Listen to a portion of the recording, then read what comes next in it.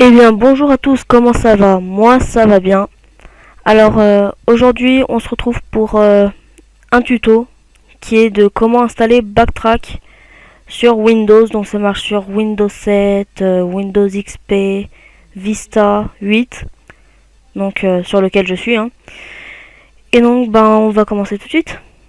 Alors, rendez-vous sur votre navigateur internet et tapez Backtrack. Voilà. Donc, hop là, on va sur Backtrack Linux Download. Et donc là, ils nous disent que Backtrack est passé à Kali Linux. Et donc, je vous montrerai aussi comment installer Kali Linux. Donc, ça, on s'en fout, on va direct dans Download. Alors, on va commencer par se mettre en GNOME. Donc ici, là, GNOME. En architecture, on va prendre du 64 bits. Enfin, alors je vais vous expliquer pour ça.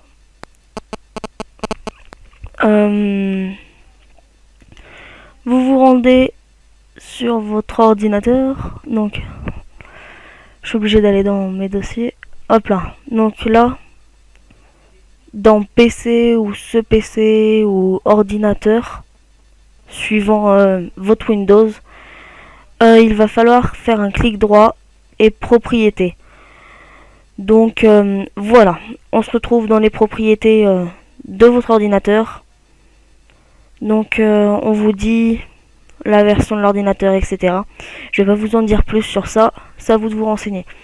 Donc vous allez dans type de système, système d'exploitation 64 bits. Donc moi je suis en 64 bits, si vous êtes en 32 bits, normalement ça sera marqué. Donc vous pouvez fermer, on ferme ça aussi. Et donc on se rend sur le site de Backtrack, 64 bits. Donc type d'image, en 64 bits on n'a pas le choix, c'est ISO. Mais en 32 bits, voilà, on a VMware. Moi je vous conseille de prendre du ISO. Et on va le télécharger en direct. Donc vous cliquez sur Download, donc ce qui va lancer le téléchargement. Mais moi je ne le fais pas parce que de une, ça dure bien 3-4 heures, suivant la connexion que vous avez. Et en plus, moi je l'ai déjà. Donc après vous vous retrouverez avec une archive. Une archive Ah non, excusez-moi, je dis des bêtises. C'est un fichier .iso, donc qui est là sur mon bureau. Donc BT5R3 GNOME 64. Et donc il va falloir télécharger Oracle VM VirtualBox, l'installer, puis ensuite l'ouvrir. Donc moi, voilà, je l'ouvre. Alors ça va... Voilà, ça arrive. Une ou plusieurs, ouais. Donc là, c'est parce qu'il y a des mises à jour, je les ai pas fait. Hop là, on ignore. Donc voilà, vous pouvez voir que j'ai Kali Linux. Donc je vous montrerai aussi comment l'installer. Mais pour l'instant, on s'occupe juste de Backtrack 5. Alors, on va dans Nouvelle. Là, on met le nom que vous voulez. Donc, Backtrack 5 R3. Là, dans Type, il faut changer. Vous mettez Linux. Voilà. Et donc, dans Version... Si j'ai mis Red Hat sur... excusez-moi. Si ici j'ai mis Red Hat, c'est qu'il y a peut-être une raison, ça avait peut-être pas dû marcher sur Ubuntu.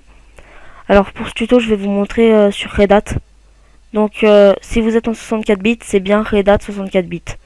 Donc voilà, vous cliquez sur suivant. Alors, la taille de mégaoctets de...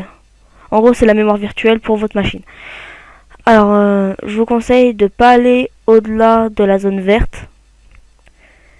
Et donc, vous pouvez ensuite cliquer sur suivant. Si vous allez au-delà de la zone verte, ceci va prendre énormément de temps à Enfin, ça va tout faire bugger. Voilà. Alors, on clique sur suivant. On laisse par défaut. Créer. On relaisse par défaut. Voilà. Et là, on choisit la dynamique allouée, donc on relaisse par défaut. Suivant. Voilà. Et donc là, il faut augmenter la taille. Au moins mettre plus que 11. Parce que vous verrez plus tard dans le tuto. Donc voilà, alors ouais, je laisse 13. Hop là. Et donc voilà. Là, vous pouvez voir votre nouvelle machine virtuelle qu'on va maintenant démarrer. Alors, on clique sur démarrer, ou vous double-cliquez sur la machine virtuelle. Et là, on vous demande quel fichier vous allez utiliser comme système d'exploitation. Alors, on va aller sur le bureau. Voilà. Et donc là, j'ai Backtrack 64 GNOME que vous venez de télécharger. Donc vous faites ouvrir. Voilà. Et on démarre la machine. Alors voilà, c'est bien sympa, la machine se lance. Là ici, il faudra appuyer sur Entrée. Voilà. On se retrouve ici et vous réappuyez sur Entrée par défaut. Et donc voilà, là vous pouvez voir que la machine charge. Voilà. Hop là. Donc voilà, tout ça charge. Et donc je vais vous reprendre dès que ça aura fini de charger.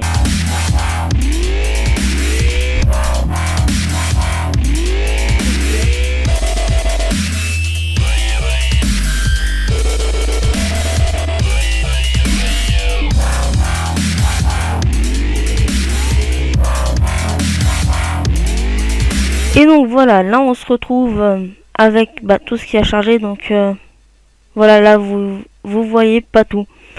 C'est assez long. Pour les ordinateurs les plus lents, je saurais pas vraiment vous dire le temps que ça va mettre. Pour mon ordinateur, là ça a dû mettre 1 ou 2 minutes. Donc voilà, après vous vous retrouvez avec route@bt. Et donc là, il va falloir marquer Start X. Mais bon, sachant que Backtrack est anglais, ils utilisent le clavier anglais.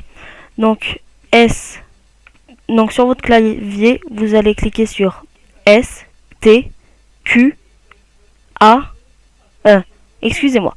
Bon, je reprends. S, T, Q, R, T, X. Parce que dans les claviers QWERTY, le Q correspond au A de chez nous. Donc voilà. Et vous cliquez sur Entrée. Alors, voilà, la machine se lance. Et donc voilà. Là on atterrit sur le bureau. Il va y avoir un icône qui arrive. Donc c'est Install Backtrack. Donc c'est de ça qu'on va se servir. Alors, vous double-cliquez dessus. Et donc vous attendez que ça se lance.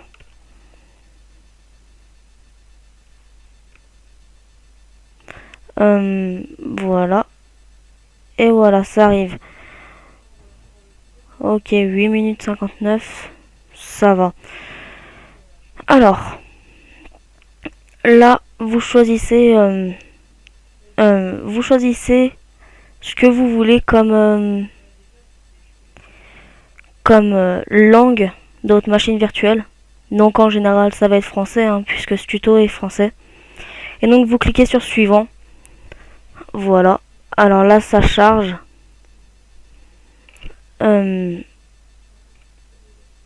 Voilà, donc là, hop là. Donc vous pouvez voir que ils ont trouvé notre fuseau horaire. Donc région France, fuseau horaire France, 16h25. Donc c'est bien ça, c'est bien l'heure. Et donc on clique sur suivant. Là pareil, on attend que ça charge. On a l'étape 3 sur 7, vous pouvez voir ici en bas. Et donc, là, si vous préférez un clavier français, vous allez laisser par défaut. Sinon, voilà. Sinon, vous pouvez aller dans la détection du clavier. Donc là, voilà, il regarde, ça a détecté. Et moi, ce que j'avais fait la première fois, c'était choisir le vôtre. Donc, j'avais mis France. Et donc là, vous pouvez voir que si vous marquez Start X, et ben vous aurez plus besoin d'appuyer sur le Q. Donc là, j'appuie sur S-T-A-R-T-X. Et donc voilà. Et donc si cette fois j'appuie sur le Q, donc S-T-Q-R-T-X,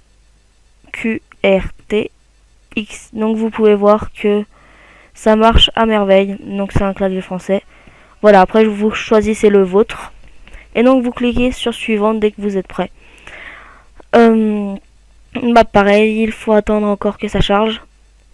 Et donc voilà, là ça vous demande si vous désirez effacer votre disque dur entier.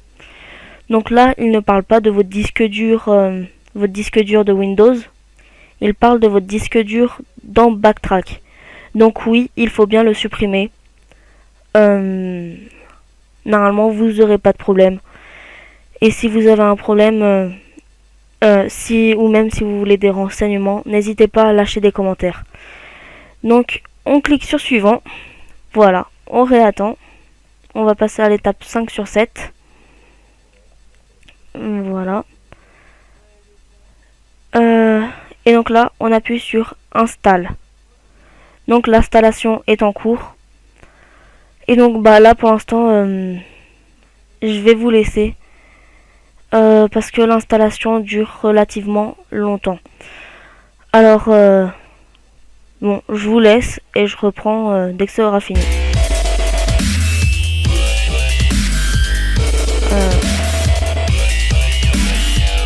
Hop là.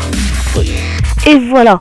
Alors, comme l'installation de l'autre machine virtuelle est extrêmement longue et que je sais que ça dure extrêmement longtemps, j'allais pas faire une pause de 1 heure, 1 heure et demie. Donc, j'ai préféré lancer une nouvelle machine virtuelle où Backtrack était déjà installé dessus. Donc, normalement, vous n'aurez pas de problème au niveau de l'installation si vous avez tout fait comme j'ai dit. Si vous en avez quand même, bah, comme je vous ai dit tout à l'heure, lâchez un commentaire. Et donc voilà. Alors, Slow Loris, c'est un script d'attaque DDoS que j'ai en Perl, que j'ai téléchargé, enfin, que j'ai copié sur internet. Donc, si j'ai des demandes, je ferai peut-être un petit tuto. Et emailbombing.py, si c'est bien celui que je pense, c'est celui que j'ai fait. À moins que... non, pas l'email bombing.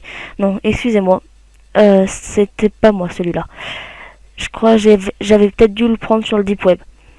Alors, ce que je vous conseille de faire une fois Backtrack installé, c'est d'aller dans les périphériques, donc ici, et insérer... oui, normalement ici c'est insérer l'image disque, bah comme moi j'ai, et vous le faites. Et donc vous aurez une sorte d'installation, voilà. Donc là, faut faire OK. Voilà. Run. Pour la lancer. Voilà. Et donc là, il y a une installation qui se lance. Donc c'est une installation qui dure pas plus de 5-10 minutes. Et donc, bah moi je la trouve pas mal. C'est que là, vous pouvez voir que ma souris passe de la souris Backtrack à la souris Windows sans que j'ai appuyé sur la touche contrôle de droite. Alors je trouve ça pas mal du tout. Voilà. Donc moi là je vais non, je vais vous montrer quand même. Donc voilà. Ça c'est en live. J'étais pas censé. C'était pas prévu que je le fasse. Voilà, donc hop là. Vous avez... Donc dans un prochain tuto, je vous montrerai Kali Linux, comment l'installer, pareil. Je vous montrerai comment l'installer. Et donc voilà, en fait, Kali Linux, c'est Backtrack 6, en gros. C'est la suite Backtrack. Donc voilà, vous pouvez voir que voilà, ça existe bien et que c'est pas mal du tout.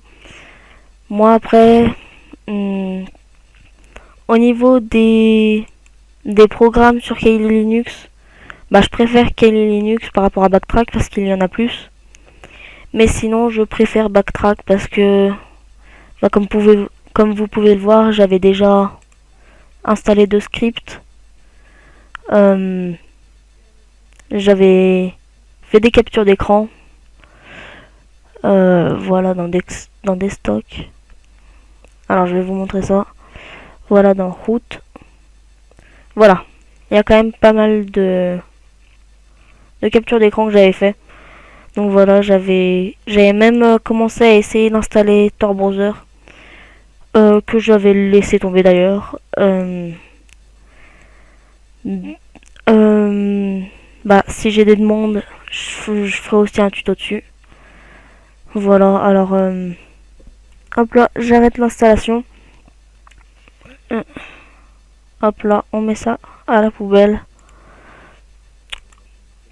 Éjecte, voilà. Et donc bah voilà, ce tuto il est fini. Donc bah j'espère vous avoir bien aidé. Voilà, vous pouvez voir qu'il y a quand même pas mal d'outils. Hop là, il y a des outils comme il y en a vraiment beaucoup. Alors je vous ferai sûrement des tutos dessus. Et donc voilà, on se retrouvera dans des prochaines vidéos. N'hésitez pas de partager la vidéo sur les réseaux sociaux, de commenter, de liker, de vous abonner à la chaîne, ça fait toujours plaisir. Et donc voilà, merci à vous et salut!